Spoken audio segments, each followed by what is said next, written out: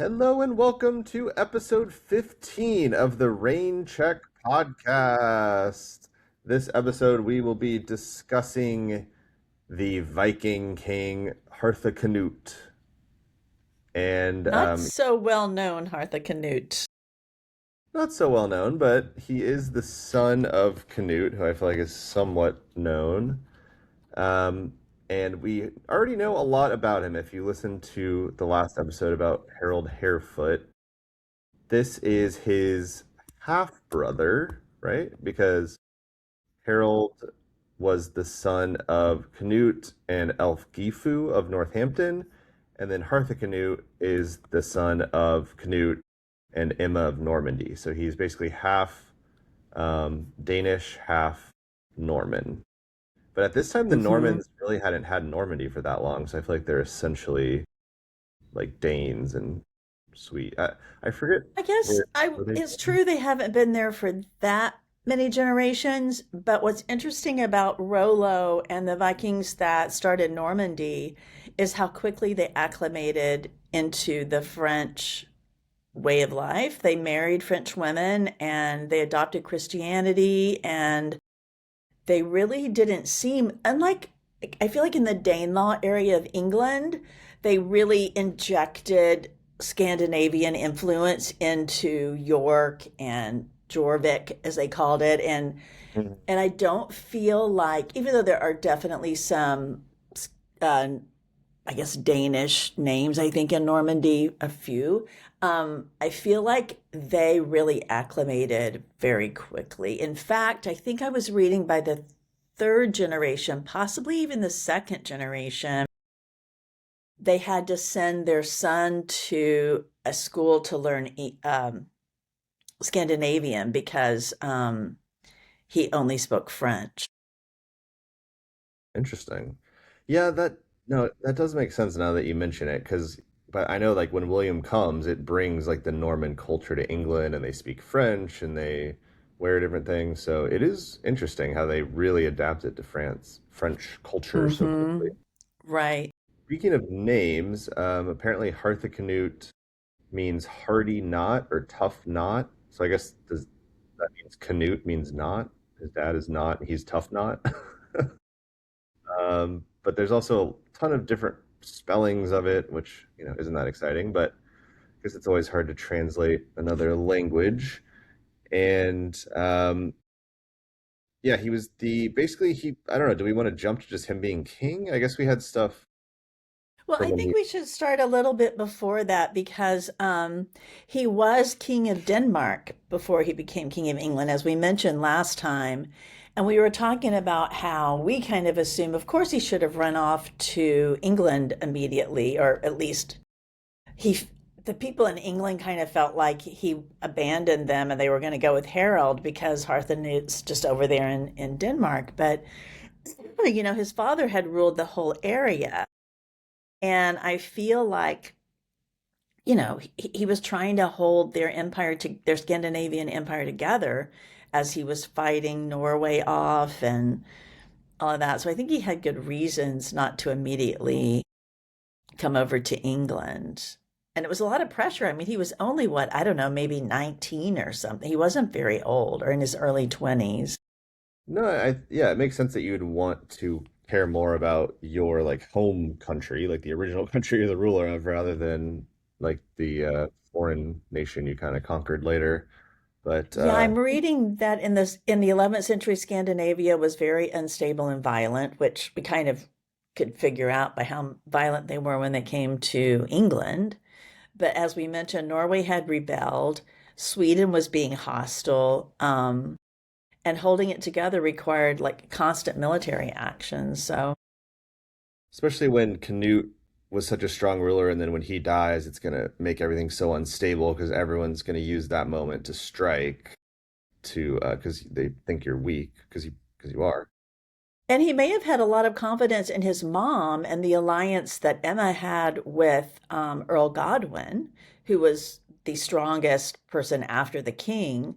So perhaps he felt like they had it handled and he could stay and focus on Denmark without realizing that Godwin was going to turn on them.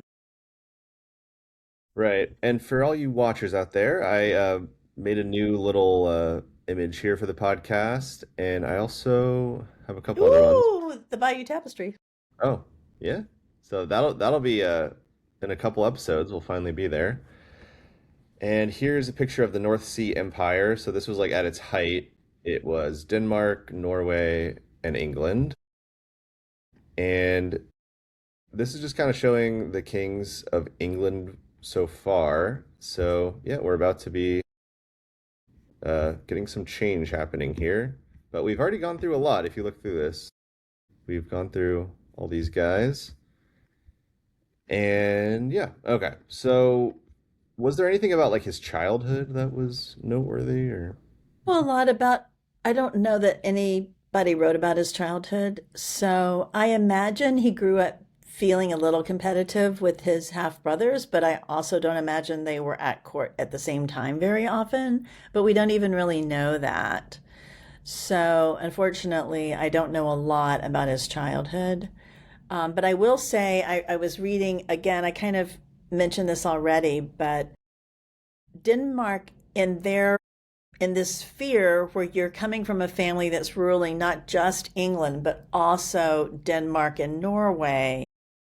Denmark was really important, and he didn't want to be the one responsible for losing it. And because Scandinavia was constantly fighting amongst each other as to who was going to take control, then he needed a lot of ships and soldiers and all of this because he was constantly fighting to maintain Denmark, not willing to just give that up and hold on to England.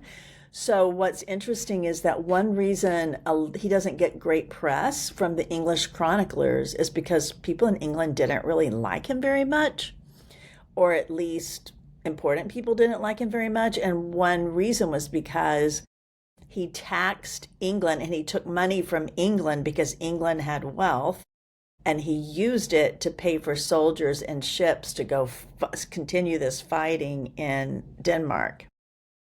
So he basically treated England as the financial engine for the empire. Right, right. So you can imagine why the English wouldn't like that. But trying to take a step back from his perspective, again, he was trying to hold the entire universe of his father's holdings together. and it is sort of funny to think about because I was thinking about this yesterday for some reason, maybe with like the 4th of July or the World Cup or something, but just how it's almost like they're treating England how England later on is going to treat the US or just like the new world is like, oh, it's like our colonies over there and we're just going to take resources out and use all the money to fund like the wars Mm-hmm. in Europe and like we're more focused on like fighting France than we don't really care that much about what's going on in America and then all of a sudden they get their independence and now is like a global superpower. Right. Um, so I did want to say just while I'm thinking about it, I had a couple things about his sort of general reputation of Harthacnut. So apparently he just in medieval sources they're pretty hostile. They don't really like him, and I would guess probably because he sort of leads to the whole William thing going on. But they say in the Anglo-Saxon Chronicle, it says he did nothing worthy of a king as long as he ruled. And but Which modern was historians, what, like 2 years or something? which is not very long, yeah. But modern historians basically think that he did at least have two key attributes of a successful king. He was ruthless and feared.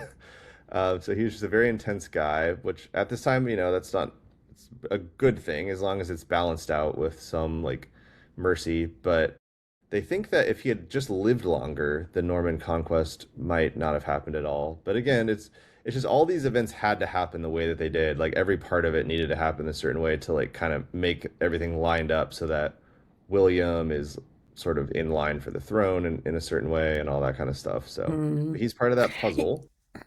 Right. Yep. And you mentioned this last week, but just as another reason he may not have been viewed that favorably, I'm sure a main reason was the taxing and the use of England's money to go to something the English people didn't give a damn about.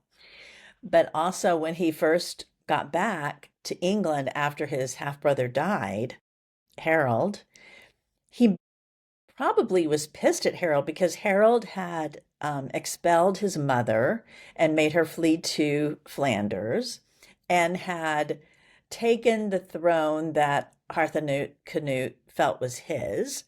So he was angry at Harold Harefoot. And as you mentioned last week, one of the first acts when he arrived in England was to order former King Harold Harefoot's body dug up, then Mhm. decapitated its corpse and threw it in a fen, possibly into the Thames. So that's pretty not a great way to start by denigrating your half That's brother true. and It is the starting on a previous pretty king. negative note. Yeah. Hmm.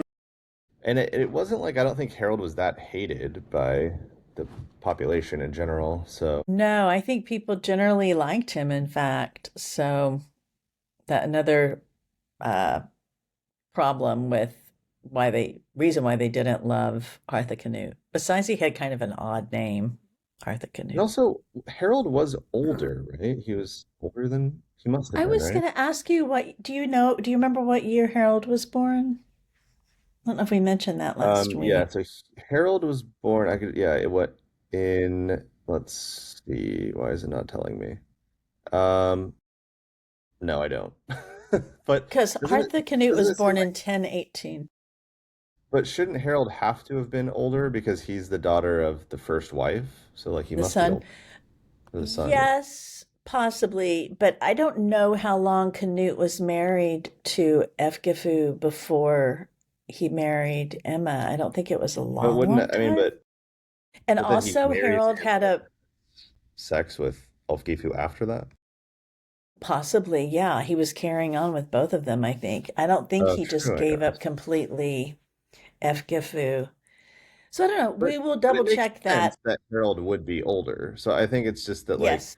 maybe that's one reason he saw it as like it's I'm the right person to be on the throne, even though my dad technically wanted it to be my brother just because he has more clout because he's the daughter of Emma of Normandy. But I can definitely Hmm. see Harold feeling like upset about that for sure, especially if he's the Right. older.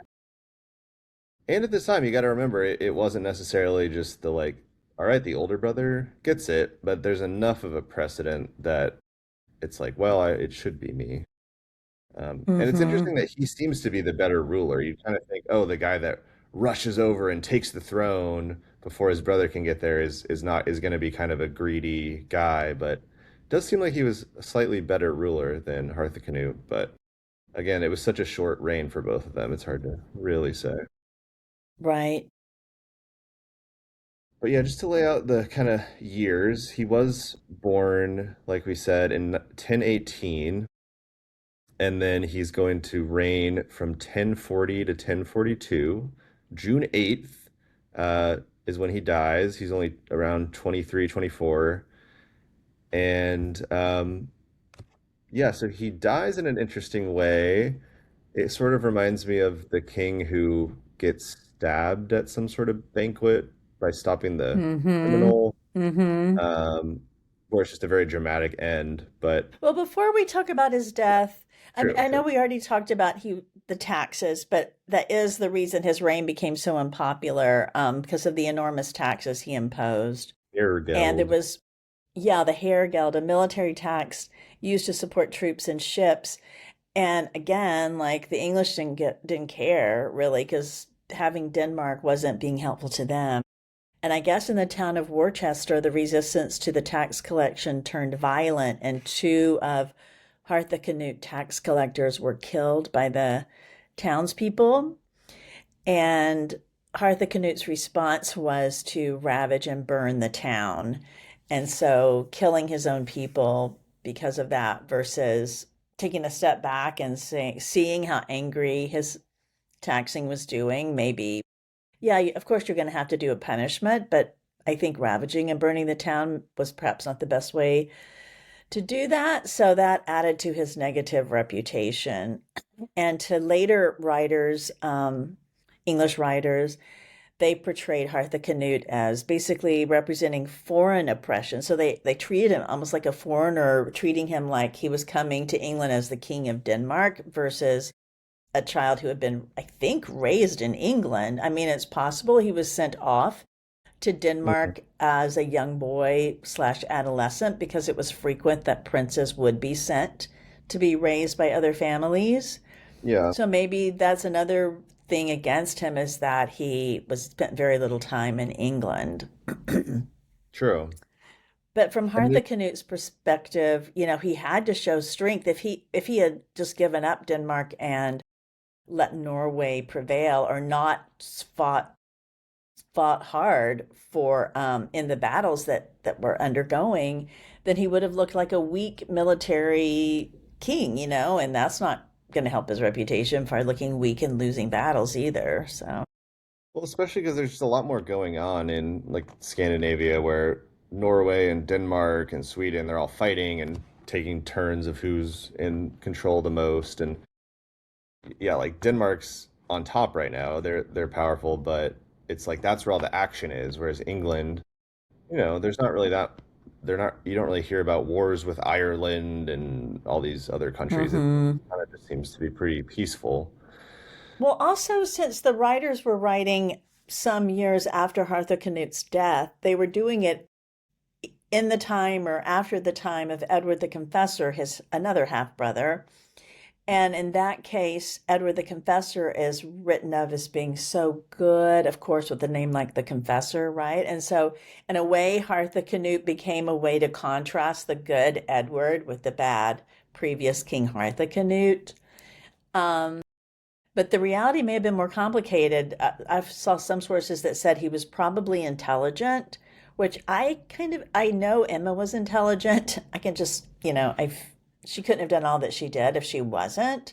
And I feel like Canute was intelligent too. So it's likely because, I'm pretty intelligent and therefore you have to be intelligent, right? Anyway, and he was also politically capable and operating under immense pressure because he was like I said, he inherited this empire that was collapsing when he was only in his early 20s. So he did have a big burden. Right. And then I don't want to like fully wrap it up, but I do feel like there's kind of some interesting stuff that happens around his death and just with his heirs and Well, okay, everything. well, I'm not ready for the death part yet, so let me just Okay. continue the little bit more. Go for it. Yeah, yeah, that's fine. We were talking about his half brother Edward the Confessor. And Yeah. I didn't realize this until today, but Harthacnut actually invited Edward to come to England Right, and I was gonna treated say. him, or seems to have treated him as a partner, and maybe was planning on having him be his successor because Harthacnut, at least at that time, wasn't married and had no children. So it Well, and was that good, is what to show, happened. yeah, so it's good to show stability, right? Like, okay, guys, don't worry. Even though I don't have any sons, I've got this guy, my half brother, who's the son of the last Anglo-Saxon king, that will be here and is learning from me. So it could have been a way of him to try to make peace with people that were pretty angry with him. So it Yeah, was he wanted interesting because, a more yeah, so British. Emma's two children, one Danish and one Anglo-Saxon, were reunited. And now, why don't you tell the story about the final feast he participated in? Well, before I get there, because Okay, I guess sorry. it was more that I just wanted to talk about the heir situation where yeah, I didn't know that either, that he invited Edward to be co-ruler, which seems interesting that he seems such sort of like a savage guy that he would then want to co-rule with his half-brother. But again, yeah, maybe he just felt like it would help him like strengthen his rule. But then he also had this arrangement with Magnus the Good, who was the king of Norway, and it was basically part of the agreement was that Magnus the Good's son, or sorry, Magnus himself would be Harthacnut's heir, but just in Denmark. Um, that's what the arrangement was supposed to be. Was that when who I think it was whoever died first, whether it was Harthacnut or Right. Magnus. And when you're saying this, it makes me realize something. Maybe Harthacnut didn't marry and have children because of his agreement with the Norwegian king. Because if he had had a child, that would have complicated things because his arrangement, like you said, with Magnus was we're going to be each other's heirs. And they made that agreement when neither one of them had children. And so it just becomes more complicated if one of them has children. But I mean, it wasn't supposed to include England. So if he had a kid, it could he could have become the king of England. Yeah. But But I think Magnus of Norway would have been worried, is all I'm saying. It could have created some complications.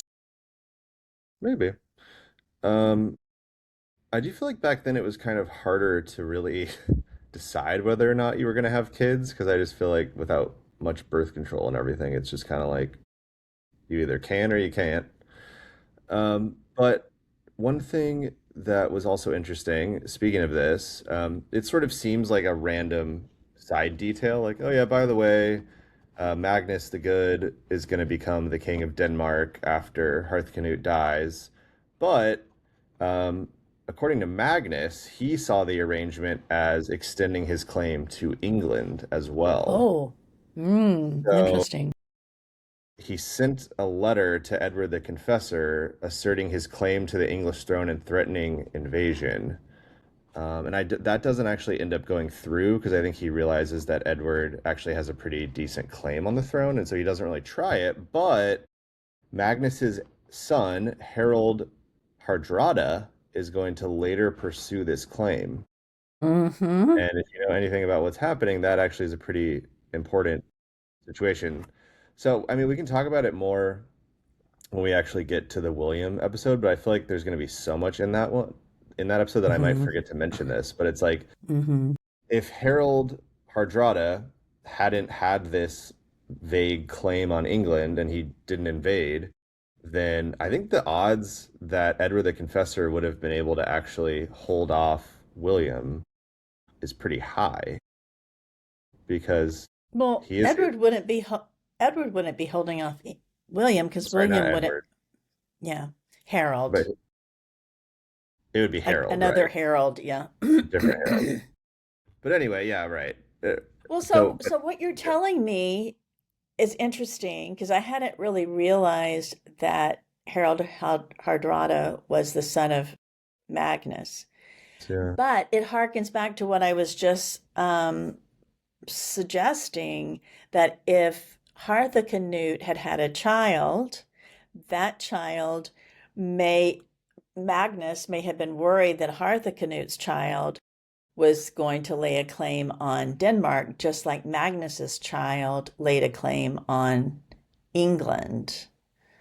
So just goes back to when having the children complicates the matter. Anyway. yeah, it does always definitely complicate things. And yeah, just going off that, one last thing was that in the Encomium Emma Regina, which we've talked about before, it's just the book that Emma Emma's writes, book. Emma's book, she basically depicts the situation as Harthacnut, Edward, and Emma acting as a trinity of rulers in sort of like an emulation of the Holy Trinity. That's how she was, And I which is a pretty do clever think, way for her to put it, to put her in power. well, it's always good to hire someone to write your story and influence how that story is told, especially when there wouldn't be many sources about you but for what's written about you. And as I mentioned in an earlier episode, that's how William the Marshal is known as the greatest knight ever, because he's also the only knight that had a book written about him, you know? So I just think it was very clever of Emma to have written this book, and she had it written when she was in exile in Flanders. And I do think Harthacnut did depend on her, and probably she was uh, one of the three rulers at the time. I do think he let her have some of the power. I think so too. Unlike Edward, Edward will not, but I think Harthacnut did trust and rely on her. Well, and she actually ruled over Norway for a while, right? I mean, it didn't really work out No, that well, but didn't no, she? that was Elgifu who did that. Emma, though, remember, she ruled on behalf of Harthacnut Winchester and held the royal treasury for a few years before Harold was able to send her off. I mean, we've been saying her name for a lot of episodes now, so her power is extending way beyond any of these other reigns, Hmm. which is important to She's remember. such a cool person. Yeah. It's sort of like now where we focus so much on the kings, but the consistent thing between kind of this episode and let's say like 5 episodes ago, there's probably quite a few like nobility that have been alive that whole time and have been kind of having a lot of power, um, even though Hmm. all these different kings have been switching around. Right. But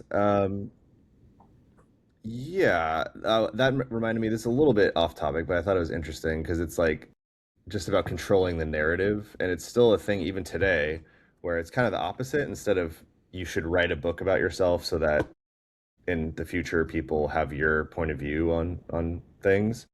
But also, there's like this movie coming out about Sam Altman, like the ChatGPT guy, and apparently I think Amazon like dropped they're not going to distribute it, and so that it needs to find like a new distributor. Hmm. And it just seems obviously it's Amazon and everything, so it seems pretty obvious that the it makes sense that the movie's probably pretty negative about Sam Altman and they don't want to release it Hmm. 'cause it'll make it look bad. But it's like, yeah, he doesn't want this movie to come out that might do well, and then in 100 years, when people are trying to learn about who he was, they're going to watch this movie that paints him in like a negative light, as he would Hmm. rather have whatever sources that are making him look better. Well, Melania got Amazon to do a movie about her, so Yeah, that's true. I'm not sure it really helped her reputation, but who I don't knows know. what I mean, people will maybe. be watching in 500 years? True. Yeah. Well, yeah, now I can talk about, like I said, it reminds me of that king a while back who gets stabbed by like a criminal at some sort of in a Yes. pub or something. And so Harthacnut was a heavy drinker, which sort of fits in with the whole Viking warrior kind of vibe. But Hey, he was he at a wedding. He was celebrating one of his friends' weddings, and it's natural to drink at a wedding. he was at a wedding, but he seems like he got overserved because he died of, I guess, alcohol poisoning.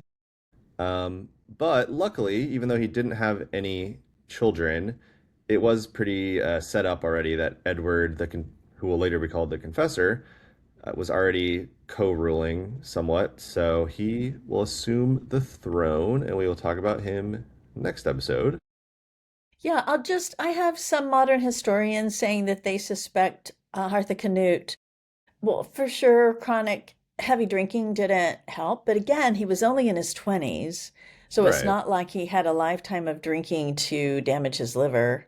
right. But there's 24 is just prime binge drinking prime binge year. drinking time. They suspect he may have had a stroke or heart failure, but of course, he could have also been murdered. Murdered. Well, I didn't realize. poisoned. Oh, true, true.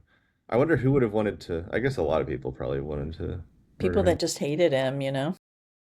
Yeah, but again, I do think it actually maybe the English they were upset about the taxes and all this kind of stuff, but it actually was pretty good for them that there was a Viking ruling because then there's no more attacks. So it was actually a pretty That's true. peaceful time.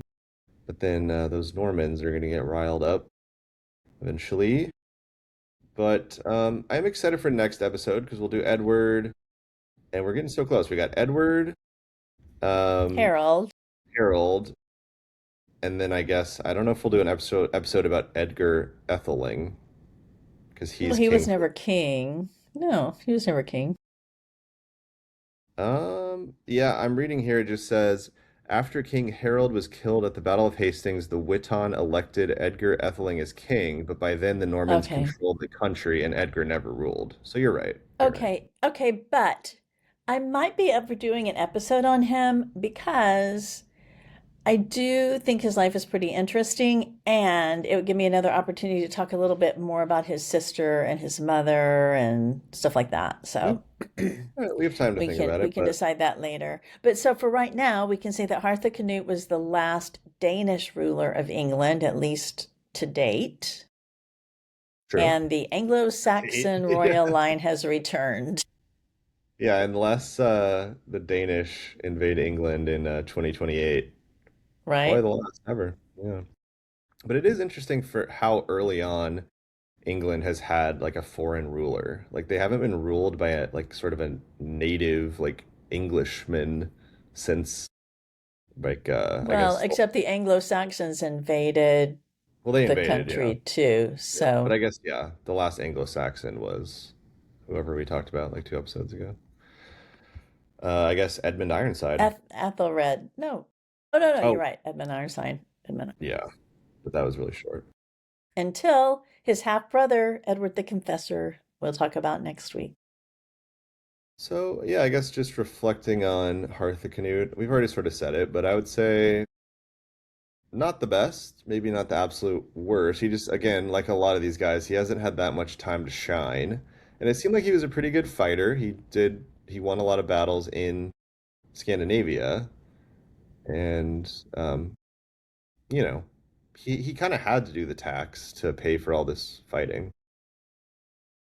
Right, I agree. I think no one is looked on favorably when they tax in order to fight wars, but in this one especially, when England couldn't really see a benefit of it, it was really only benefiting Harthacnut and his family. That makes it even harder. But I can't When blame him for wanting to do it, you know. this is one thing I saw that was kind of speaking of sort of the last like Anglo-Saxon king. There's the Knightling saga, which is an Icelandic saga, but it's about the Danish kings, and it goes all the way back like centuries before this. But it treats Harthacnut's death as the end of an ancient line of kings, and notes that he was the last Danish king to rule England. But it actually doesn't really treat him. He treats him as a minor figure, but yeah, he is the last of this long line of Danish kings. Because then, yeah, even in Denmark, it gets taken over by this Magnus guy. Hmm. So maybe in a couple years we'll have our Danish Kings podcast. But Or Scandinavian, generally, yeah, anyway. I don't know much about that'd them, be so pretty it could be cool. interesting. Yeah, So I hope that you found out a little bit more about Harthacnut if you're listening, and please subscribe to our podcast and follow us on Instagram. at Rain Check Pod. Yep, we're on YouTube. A lot of people I've realized like to watch podcasts on YouTube, so we do have a YouTube channel, and And you got I kind of hate it because I don't tend to put on any makeup or do my hair before these episodes, so you're seeing me at my worst, but let's get Meanwhile, I've real. got I'm my just being beautiful real. chainmail on, so you just need to get your own chainmail.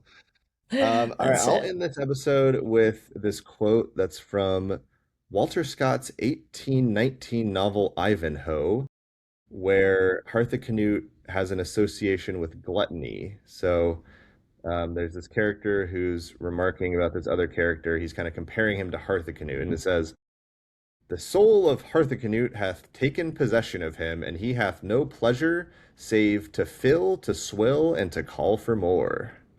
I The like words to that. live by. All right. Um, see you guys next time for episode 16 about Edward the Confessor. Coming at you from Lyon. I wish I knew what the Lyon signature phrase is, but I don't, so I'll just say au revoir. Ah, all right. Au Au revoir. revoir. Au Adios. revoir.